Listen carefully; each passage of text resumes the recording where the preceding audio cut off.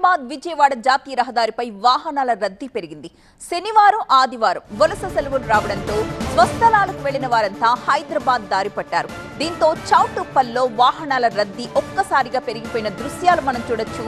రహదారిపై పెద్ద సంఖ్యలో వాహనాలు బారులు తీరి ఉన్నాయి. దీంతో ట్రాఫిక్ కూడా ఎక్కడికక్కడ ఆగిపోతూ చాలా మెల్లగా ముందుకు కదులుతున్న సిచ్యువేషన్ అది. మనం చూస్తుంది హైదరాబాద్ విజయవాడ జాతీయ రహదారి. దానిపై వాహనాల రద్దీ మనం ఒకసారి గమనించినట్లయితే శనివారం ఆదివారం వరుసగా సెలవులు రావడంతో స్వస్థలాలకు వెళ్లిన వారంతా హైదరాబాద్ దారి పట్టారు. దీంతో చౌటుప్పల్లో వాహనాల రద్దీ ఒక్కసారిగా పెరిగిపోయింది. రహదారిపై పెద్ద సంఖ్యలో ఇలా వాహనాలు బారులు తీరాయి.